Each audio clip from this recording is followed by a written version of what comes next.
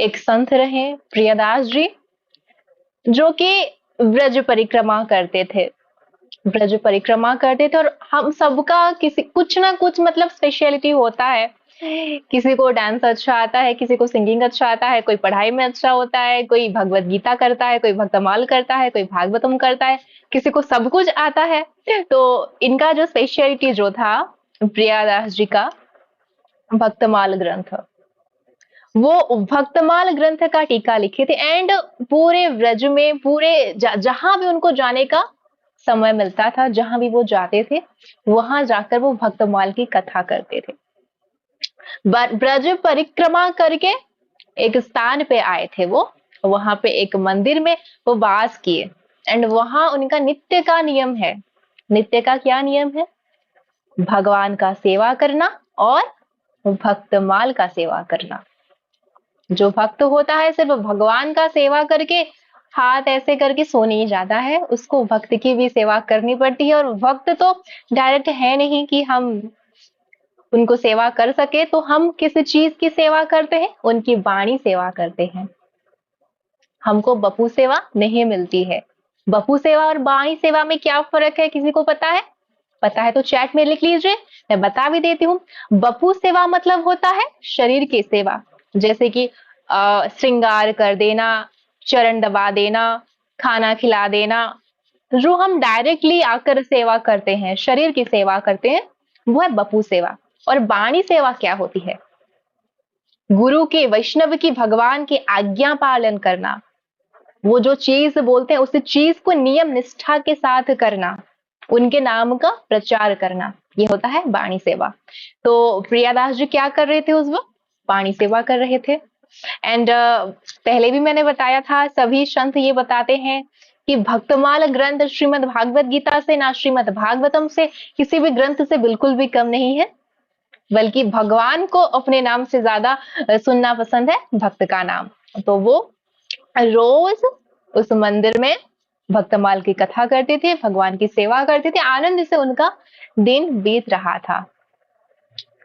एक समय ऐसा आया कि उस मंदिर में जो भगवान की जो विग्रह थी, कुछ चोर आकर उस मंदिर में जो विग्रह थी उसको चुरा कर ले गए। मंदिर का विग्रह चुर गया।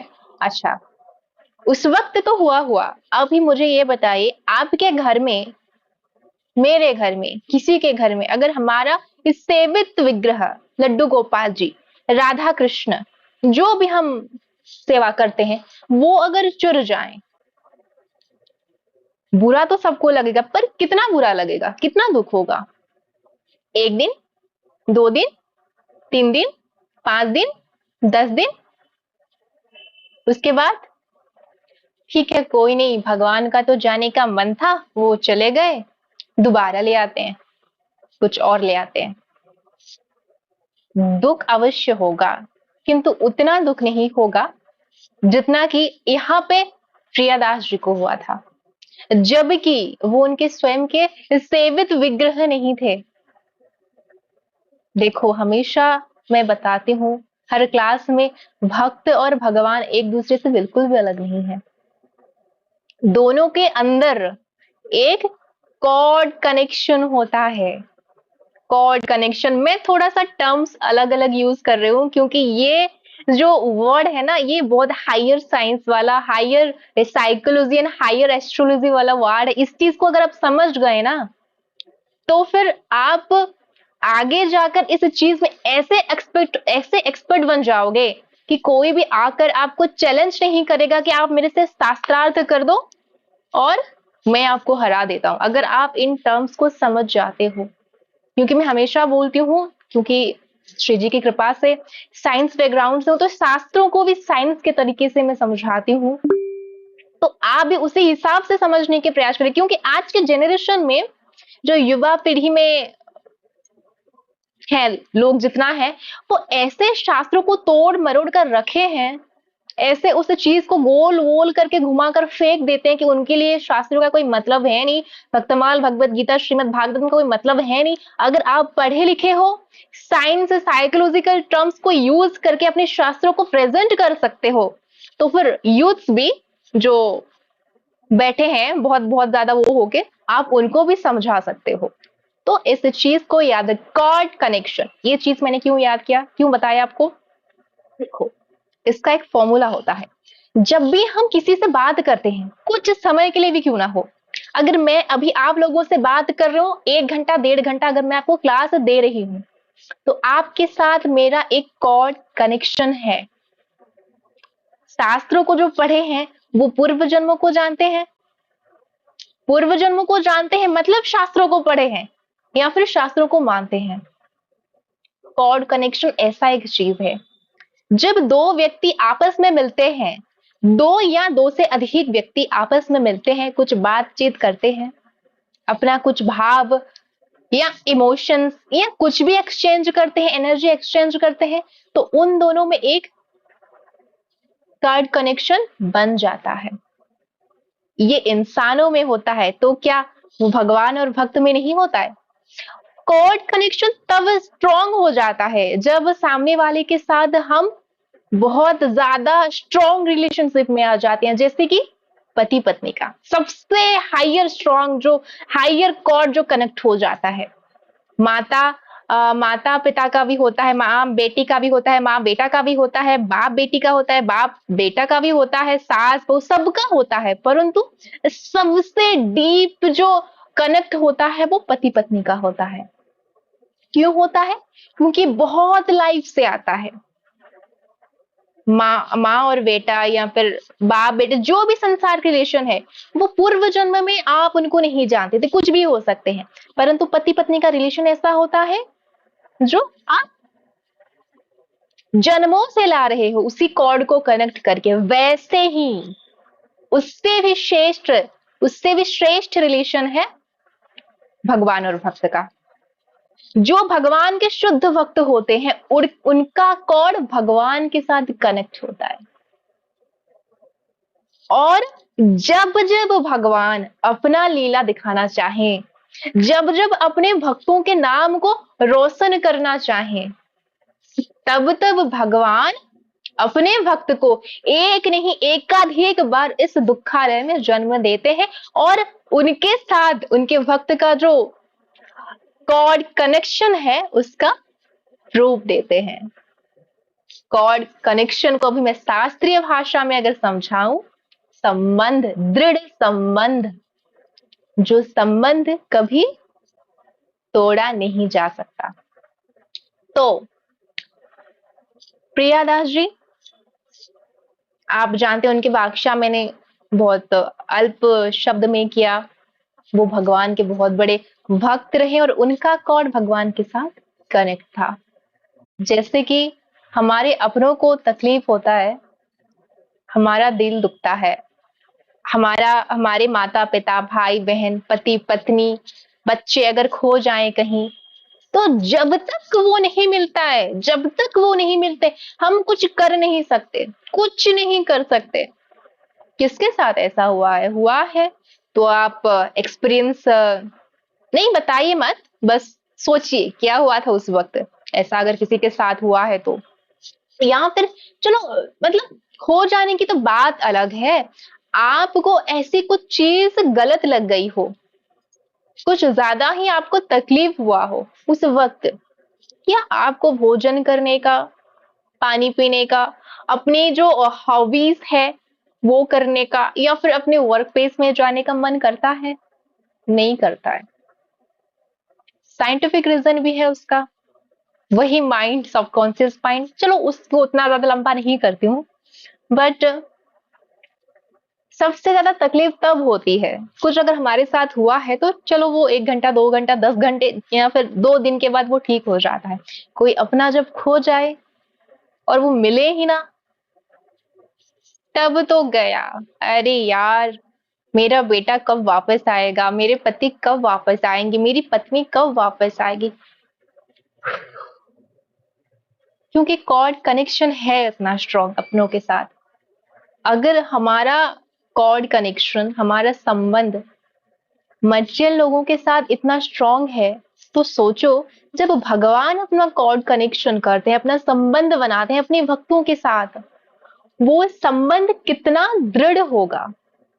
जस्ट इमेजिन करिए, ये उदाहरण बस आपको समझाने के लिए है कि भगवान के साथ जो संबंध है भक्त का कैसा होता है। तो इस चीज में जो तकलीफ हो रही थी प्रियादास जी को, भगवान को जो चोर लोग लेकर चले गए, क्या अपने आप को तिस्मर खान समझ कर या पता नहीं क्या समझ के लेकर चले गए, तो उनका दिन उनका रात व्यर्थ ही हो रहा था। ना वो भोजन कर रहे थे, ना वो जल पी रहे थे, और ना ही वो भक्त माल के कथा सुना रहे थे। बिल्कुल, उनका डेली रूटीन क्या था, जैसे कि मैंने डेली रूटीन की बात बताई, हमारा खाना पीना भोजन करना ऑफिस जाना आना खाना बनाना पढ़ाई करना, जो भी हमारा डेली रूटीन है, जो भी उनका डेली रूटीन क्या था, भगवान की सेवा करना, भक्तमाल ग्रंथ सुनाना कथा सुनाना भोजन करना खाना भगवान के दर्शन करना, ये उनका डेली रूटीन था। उनका डेली रूटीन स्पॉइल हो गया, जैसे हमारा स्पॉइल होता है वैसे उनका भी स्पॉइल हो गया। तब एक दिन नहीं, 2 दिन नहीं, वही रूटीन उनका चल रहा है, कुछ ना करने का रूटीन वही कंटिन्यूड है, क्योंकि भगवान नहीं है मंदिर में, मंदिर खाली है। उनके प्रिय भगवान को कुछ चोरों ने लेकर पता नहीं कहां गायब हो गए। उनका मन नहीं लग रहा है, बिना भोजन किए, बिना जल पिए, बिना भक्तमाल के कथा सुनाए, बिना भक्तमाल ग्रंथ को पढ़े वो अपने दिन वेस्ट किए जा रहे हैं। बस जब कुछ ज्यादा समय हो गया तो मंदिर के जो महंत हैं, लाल दास जी उनका नाम मेंशन है, वो प्रियादास जी से निवेदन करते हैं, भगवान अपनी इच्छा से गए होंगे, वो वापस आ जाएंगे, हम सबको तकलीफ हो रहा है, परंतु आप भोजन जल और उसके साथ भक्तमाल ग्रंथ का कथा छोड़िए मत। कृपा करके आप भोजन करिए, जल ग्रहण करिए और भक्तमाल कथा जैसे आप कर रहे थे वैसे आप कंटिन्यू करिए।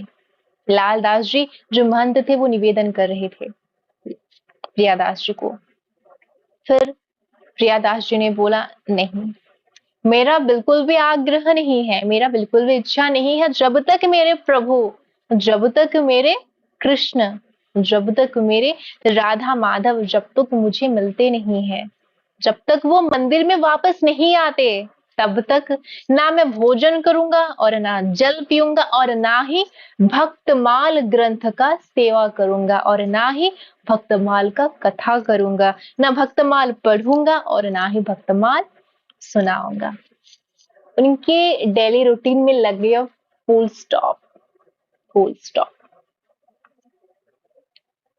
एंड हमेशा जैसे कि रिपीट हुई है इस चीज को, रोए भक्त तो कैसे भगवन अपने ऊपर काबू पाए, होकर भक्त के दुख में दुखिया प्रभु के मूरत नीर बहाए, प्रभु के मूरत नीर बहाए।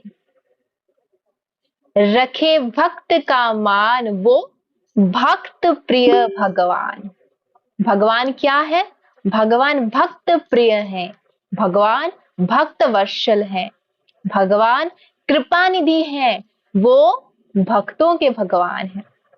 वो किस लिए करते हैं, सब कुछ किस लिए करते हैं, सिर्फ अपने भक्तों के लिए करते हैं, नहीं तो उनके पास क्या कमी है। पूरा ब्रह्मांड जिनका घर है, 14 करोड़ ब्रह्मांड जिनकी रचना है, पूरे संसार के जो स्वामी है, किसी में इतना क्या हिम्मत जो कोई उनको उठाकर चला जाए। सब उनकी लीला है। हर पल हर समय हर युग में भक्त के नाम को ऊंचा करने के लिए भगवान बार बार लीला करते हैं। परित्राणाय साधूना विनाशाय चतुश्रुता धर्म संस्थापनार्थाय संभवामि युगे युगे। हर युग में पापियों का नाश करने के लिए, भक्त का उद्धार करने के लिए मैं हर युग में जन्म लूंगा। जैसे कि भगवान कभी सच में आ जाते हैं अवतार लेकर, तो कभी अर्च विग्रह बनकर हम सबके घर पे निवास करते हैं, मंदिर में निवास करते हैं। तो जब प्रियादास जी अपने जिद पे अटल रहे कि जब तक नहीं आएंगे मेरे प्रभु श्याम श्यामाजू, जब तक नहीं आएंगे तब तक मैं भोजन नहीं करूंगा, जल नहीं ग्रहण करूंगा, भक्तमाल का कथा नहीं करूंगा, तब भगवान ने भी अपना एक डिसीजन अपने आप में सोच लिया, क्योंकि भक्त का जो डिसीजन है वो स्ट्रांग है, वो इधर उधर होने वाले नहीं है। भक्त ने अपने डिसीजन को स्टाम्प लगा दिया, बस यही मेरा डिसीजन है, मैं मर जाऊंगा परंतु जब तक प्रभु नहीं मिलते हैं, जब तक प्रभु मिलन नहीं होता है तब तक मैं भोजन ग्रहण नहीं करूंगा, भक्तमाल नहीं करूंगा। तब भगवान ने अपनी तिरछी चाल चल दी। अब आया पॉइंट पे, भगवान क्या करते हैं, उन चोरों को शुफनादेश करते हैं। देखो, जीवन में कभी भी जिसने भजन नहीं किया, जीवन में जो किसी ने भगवान का नाम नहीं लिया, जिसने पाप कर्म तो किया, पाप कर्म भी कुछ ऐसा कि भगवान के विग्रह को मंदिर से उठाकर जो भाग गया, ऐसे चोरों को भगवान स्वप्नादेश कर रहे हैं। शास्त्रों के हिसाब से, शास्त्रों में बताया गया है, भगवान का प्रत्यक्ष दर्शन और स्वप्न दर्शन में कोई भेद नहीं होता है। स्वप्न एक ऐसी स्थिति है जिस स्थिति में हम अर्धमृत होते हैं, और वो समय, कुछ समय ऐसा होता है जब हमारा आत्मा उठकर परमात्मा के पास जाता है घूमने के लिए, यूनिवर्स में भ्रमण करता है, ब्रह्मांड का भ्रमण करता है। तो वो शयन समय ऐसा होता है, वो अर्धमृत प्रक्रिया होता है, शास्त्रों में बताया गया है। इसी वजह से जब हम सो जाते हैं और सोकर उठते हैं, अर्धमृत जो होते हैं, अगर हम किसी लाश को, किसी शव को छू देते हैं तो हमको स्नान करना पड़ता है ना। तो जब हम सोकर उठते हैं दोबारा, तो हम अर्धमृत होकर उठे तो हमको दोबारा स्नान करना पड़ता है, तभी हम भगवान को स्पर्श कर सकते हैं, नहीं तो नहीं कर सकते। सोकर उठकर जो भगवान को सेवा कर रहे हैं, अगर शाम की पूजा भी क्यों ना हो, please don't do this, please मत करिए ऐसा, डोंट डू दिस। मैं देखी हूँ हॉस्टल्स में कर लेते हैं, सोकर उठकर मतलब धूप बत्ती कर देते हैं, ठीक है। स्नान अगर दोबारा नहीं कर पा रहे हो तो एटलीस्ट कपड़े बदल लो, थोड़ा मुंह हाथ धो लो, फ्रेश अप थोड़ा सा हो जाओ, एटलीस्ट ड्रेस तो चेंज कर लो, उसके बाद आप थोड़ा सा अपने आप को शुद्ध करके, जिन लोगों के लिए पॉसिबल नहीं है, मैं उन लोगों के लिए बता रही हूँ, जिन लोगों के लिए पॉसिबल है, प्लीज स्नान करके ही भगवान के सामने आप जो भी करना है करो, बहुत मायने रखता है। आपकी ऑरा क्लीनिंग में भी ये बहुत बड़ा हेल्पफुल चीज है, नहीं तो आपका ऑरा वैसा ही रहेगा, मरा मरा ऑरा रहेगा, सो आप अच्छा फील नहीं करोगे।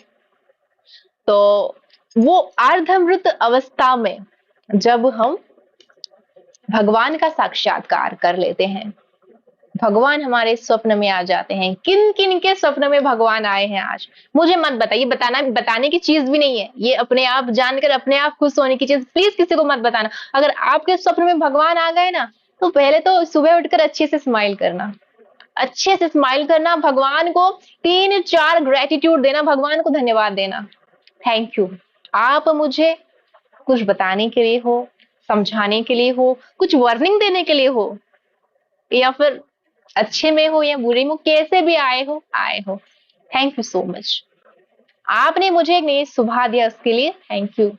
आप भगवान को ग्रेटिट्यूड करिए, थैंक यू बोलिए जब भगवान आपके स्वप्न में आ जाते हैं। उसके बाद भगवान के सामने बैठकर अपने मन की बात करिए, जो आप बोलना चाहते हैं, जो आपका उनके साथ संबंध है, 5 रसों में से जो रस आप समझते हैं अपना और भगवान का, आप वैसे बात करिए, परंतु किसी को मत बताना। खुश होके कुछ वक्त क्या करते हैं, बता देते हैं, पूरे पब्लिकली बता देते हैं मुझे सपना है। अगर आप अपने साथ हो रही लीला को सबको बताने लगोगे ना, तो फिर आपके साथ वो लीला नहीं होगा, यू नो दैट। बहुत लोगों को पता भी होगा। भगवान कलयुग में हमको दर्शन क्यों नहीं देते पता है? इसी वजह से, क्योंकि अगर भगवान हमारे साथ दर्शन करने के लिए आ जाएंगे, दर्शन देने के लिए आ जाएंगे, तो हम सब क्या करेंगे?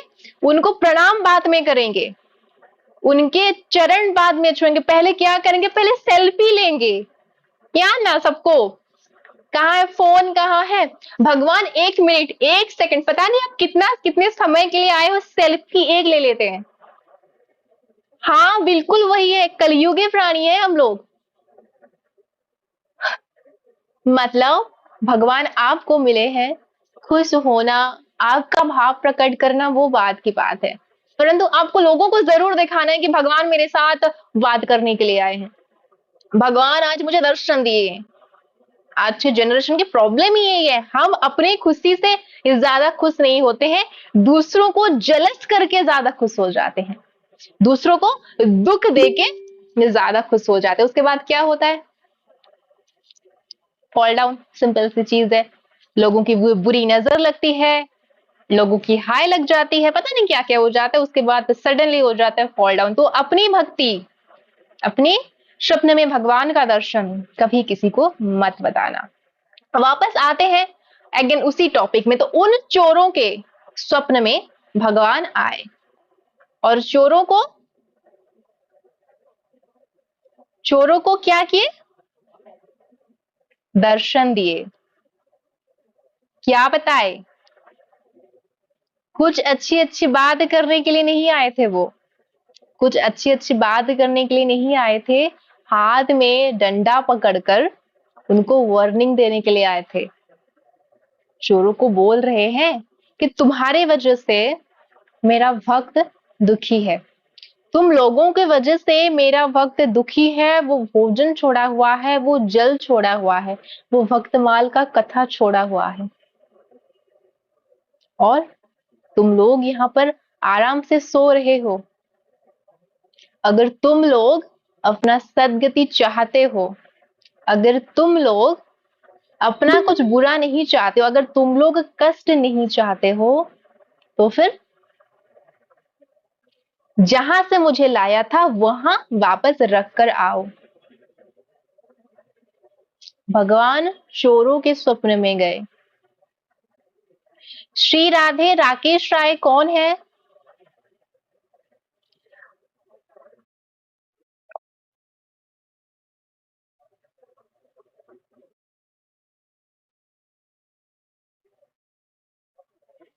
अच्छा, ठीक है, ओके। श्री राधे, ओके। तो जैसे सबको समझ में आएगा मैं वैसे सुनाऊंगी, तो सब लोग अच्छे से समझ पाए। जब कथा के साथ भावना भी ऐड हो जाती है, हमारे संबंध भी ऐड हो जाती है, तो सबको समझने में इजी होता है। वैसे बहुत सारे मैसेज मैंने रिसीव किया था इसी रिलेटेड, दैट्स व्हाई मुझे विस्तार से कथा सुनाना पड़ेगा। सो आप भी सबके साथ कोऑपरेट करिए इस चीज के लिए। ओके, श्री राधे। तो जब भगवान और भक्त के संबंध ऐसा बन जाता है, वो चाहे मित्र का हो या फिर शत्रु का हो या फिर कुछ भी हो, दर्शन तो आपने भगवान का कर ही लिया है, दर्शन तो आपने भगवान का कर लिया है। वो चाहे अच्छे के लिए, वो चाहे मित्र के हिसाब से हो या फिर शत्रु के हिसाब से हो। तो उन दोनों के स्वप्न में भी, उन चोरों के स्वप्न में भी भगवान आ गए थे और उनको आदेश दे दिए थे कि तुम लोगों को मुझे जहां तुम लोग छोड़कर आए थे, जहां तुम लोग मुझे लेकर आए थे, वहां सही पूर्वक सही से रख कर आओ, तब जाकर तुम्हारा कुछ अच्छा होगा, नहीं तो तुम्हें बहुत ज्यादा कष्ट मिलेगा। भगवान का डायरेक्ट स्वप्नादेश हो गया है, बहुत बार हमने देखा है, बहुत भक्तों के लिए बहुत भगवान का स्वप्नादेश आता ही रहता है, आता ही रहता है, आता ही रहता है। आज संतों की कृपा से, प्रियादास जी की कृपा से, उनके दुख की वजह से उन चोरों को भी, जिनके पास बिल्कुल स्वीकृति नहीं है, जिनके पास बिल्कुल भी कोई भी पुण्य नहीं है, उनको भगवान का दर्शन मिल गया, स्वप्न में ही सही। भगवान का दर्शन उनको जब हो जाता है तो उनका मन पवित्र हो गया। देखो, संत की कृपा एक ऐसी चीज है, संत की कृपा आपको इतना पवित्र बना देता है, वो चाहे शारीरिक रूप से हो या फिर मानसिक रूप से हो, इतना आपको पवित्र बना देता है कि आप भगवान के साक्षात्कार के लिए योग्य हो जाते हो। उनका दुख ही सही, जब उनके आंखों से अश्रु निकला, प्रियादास जी की आंखों से अश्रु निकला, तब जाकर चोरों के स्वप्न में भगवान आए थे, राइट? नहीं तो उन चोरों को क्या मतलब, भगवान के साथ क्या संबंध उनका? तो जब उनके स्वप्न में आ गए तो उनका मन पवित्र हो गया और वो अपने आप को स्वच्छ कर लिए, क्योंकि भगवान किसी के स्वप्न में आते हैं तो और कुछ बाकी रखते नहीं, पूरा वो झाड़ू लगाकर खुद हृदय में प्रवेश करके पूरे झाड़ू लगाकर साफ कर देते हैं। आपके मन में जो मैला हो, आपका मन जैसा हो, आपके मन में कितनी सारी कूटनीति हो, राजनीति हो, सब कुछ वो साफ कर देते हैं। तो दो मतलब वो सारे चोर, उनका दिमाग सही हो गया, ससम्मान भगवान के विग्रह को लेकर वो आनंद से मंदिर में वापस ले गए। वापस ऐसे नहीं, मतलब छुपा कर नहीं, पूरे उत्सव के साथ वो डांस करके भगवान के नाम कीर्तन करके वो लेकर गए मंदिर में भगवान के विग्रहों को। और सब लोग विग्रह को देख के बहुत बहुत बहुत बहुत ज्यादा खुश हुए। देखो इसमें सिंपल सी चीज है, इतना इतना ये बस चोर आए, अगर मैं इसको 2 3 4 लाइन में कंप्लीट करूं, चोर आए और मूर्ति चुराए चले गए, और प्रियादास जी ने भोजन भक्तमाल जी छोड़ दिया। महंत जी ने बोला करने के लिए, भोजन करने के लिए, भक्तमाल कथा करने के लिए। भगवान उनके स्वप्न में गए, उनको स्वप्नादेश किया, उसके बाद वो आकर, चोर आकर भगवान की विग्रह रख दिए। इतनी सी बात है। मैं ऐसा बोलूंगी किसको समझ में आएगा? कुछ मतलब बनता है? शास्त्र कोई अक्षरिक अनुवाद नहीं है। शास्त्र कोई अक्षरिक अनुवाद नहीं है। शास्त्र अगर सिर्फ अक्षरिक अनुवाद होता तो सब लोग अभी गूगल ट्रांसलेटर लगाकर बस जो लिखा है उसका मतलब पढ़ लेते, क्लासेस की जरूरत नहीं होती।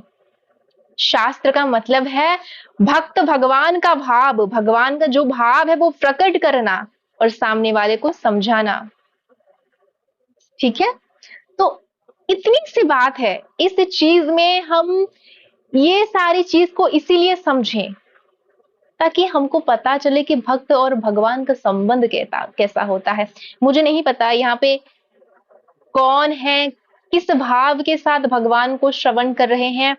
भक्ति ऐसे ऐसे चुटकी बजाने वाली चीज बिल्कुल भी नहीं होती है। जब आपको ऐसा लगने लगे, जैसे कि मैंने आपको लास्ट क्लास में भी बताया था, फिर से मैं एग्जाम्पल देकर बताती हूँ। मुझे लग रहा है कुछ लोग ऐसे हैं जो लोग बहुत फास्ट फास्ट भक्ति करना चाहते हैं, मतलब बिना सोचे। ठीक है, मैं फिर से एग्जाम्पल देकर बताती हूँ। अगर आपके माता पिता भाई बहन, आपके पति पत्नी आपसे नाराज हैं, आपसे बात नहीं कर रहे हैं, या वियोग हुआ है कुछ किसी हिसाब से, आप उनके पास जाकर अगर बोलते हो मन जाओ मन जाओ मन जाओ मन जाओ मन जाओ मन जाओ मन जाओ मन जाओ मन जाओ, उनको क्या फर्क पड़ेगा? वो क्यों सुनेंगे आपकी बात? क्यों सुनेंगे मुझे बताइए? नहीं सुनेंगे, वो और गुस्सा हो जाएंगे। बिल्कुल भी वो आपकी बात नहीं सुनेंगे, वो फिर से गुस्सा हो जाएंगे और आपको इग्नोर कर देंगे। अरे चुप रहे। वैसे अगर आप भगवान के पास जाकर नाम जाप करोगे ऐसे राधा राधा राधा राधा राधा राधा, या फिर भक्तमाल पढ़ रहे हो, भगवत गीता पढ़ रहे हो, नहीं, नहीं होता है। भक्ति भगवान की सेवा ऐसे फास्ट फास्ट चुटकी बजाकर बिल्कुल भी नहीं होता है। उसको विस्तार से करनी पड़ती है, उसको विस्तार से समझनी पड़ती है, उसमें भाव लाना पड़ता है, तब जाके वो कंप्लीट होता है। अगर आप अपने माता पिता को समझाओगे, आपको कितना प्यार से समझाना पड़ेगा। आप अपनी पत्नी को समझाओगे, पति को समझाओगे, कितने प्यार से भावना के साथ समझाना पड़ेगा। फास्ट फॉरवर्ड नहीं होती है। तो भगवान के साथ ही कंप्रोमाइज क्यों? भगवान के साथ ही शॉर्ट में सुनाओ, भगवान के साथ ही शॉर्ट में कंप्लीट करो, भगवान के साथ ही 2 मिनट में माला कंप्लीट करो। ये क्यों? सर भगवान के साथ ही क्यों बैठे हैं हम कंप्रोमाइज करने के लिए? भक्तों के साथ ही हम क्यों बैठे हैं कंप्रोमाइज करने के लिए? पूरे संसार के काम के लिए हमारे पास समय है, पर भगवान के लिए हमारे पास बिल्कुल भी समय नहीं है। भगवान को भावना देने के लिए हमारे पास समय नहीं है, हमारे पास भावना बची ही नहीं है, क्योंकि हमारा जो भावना संसारिक चीजों में पूरा व्यस्त हो चुका है। आई डोंट नो कौन क्या समझते हैं किसी चीज के लिए, परंतु अगर आपको भगवान चाहिए ना, आपको भगवान को समय देना पड़ेगा। अगर आपको भक्तों की कृपा चाहिए ना, भक्तों की कृपा पर, भक्तों पर समय देना पड़ेगा।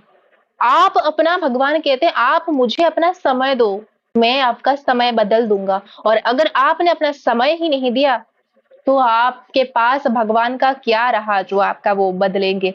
याद तो है ना द्रौपदी की चीज? द्रौपदी जी ने बस इतनी सी छोटी सी मतलब साड़ी का टुकड़ा उनको बांधा था और भगवान ने पूरा सब कुछ उनको लाज उनका निवारण किया था कुरुक्षेत्र के सभा में। ये चीज तो आपको याद होगी। एनीवेज तो ये थी आज की कथा, जहाँ पे बहुत सिंपल सी चीज थी कि भगवान और भक्त का जो कन्वर्सेशन, मेंटली, फिजिकली नहीं, मेंटली, जो भगवान के लिए भक्त का रोना, उनका रूटीन के साथ कंप्रोमाइज करना, फिर भक्त के लाज को रखने के लिए भगवान उसके उन लोगों के स्वप्न में आना जो लोग इस संसार में बस बोझ बनकर बैठे थे, उनके जीवन पर कृपा करना, ये चीज बस थी। भगवान और भक्त का संबंध ही कुछ ऐसा है। एनीवेज आज की कथा को हम यहीं विश्राम देते हैं।